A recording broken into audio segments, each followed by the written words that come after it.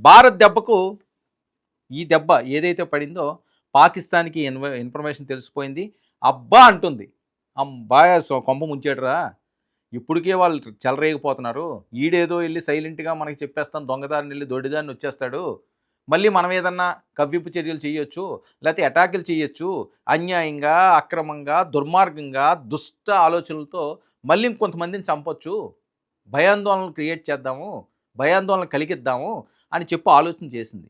ఈసారి ఊరుకుంటుందా? మొన్నంటే ఓకే జరిగింది. అది తప్పే.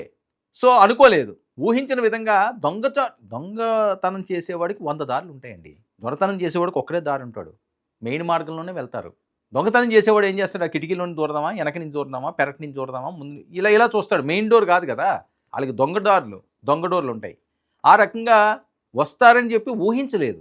పర్యాటకుల మీదకి ఎందుకొస్తారులే, ఏదో ఆర్మీల మీద వీళ్ళ మీద అటాకులు చేస్తారు అని అనుకోవడం అలసత్వం ఈరోజు ఈ పరిస్థితికొచ్చింది. ఇంతమంది అన్యాయంగా ప్రాణాలు కోల్పోతున్నారు. కానీ ఇప్పటికీ కూడా బుద్ధి రావట్లేదు. పాక్‌పై భారత్ సైనిక చర్యలకు డేట్ ఫిక్స్ చేసేసిందని. ఎప్పుడైతే ఈ రహస్యాలు ఇచ్చాడో చాలా కీలకమైన రహస్యాలు. ఎవరెవరు ఏ నాయకులు ఎక్కడున్నారు? ఆర్మీ అధికారులు ఎక్కడున్నారు? ఏ బంకర్‌లో ఎవరు నివాసం ఉంటున్నారు?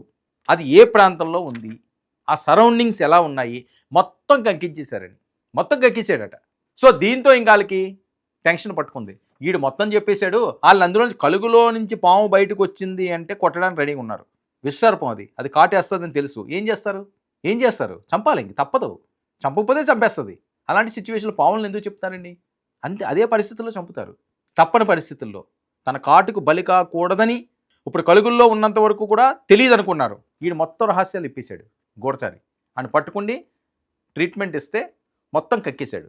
ఎక్కడెక్కడ ఉన్నారని మ్యాపులతోటి కూడా చూపించి రెడీ చేశారు. మిసైల్స్ అన్నీ కూడా వాటికి గురిపెట్టి ఉన్నాయట.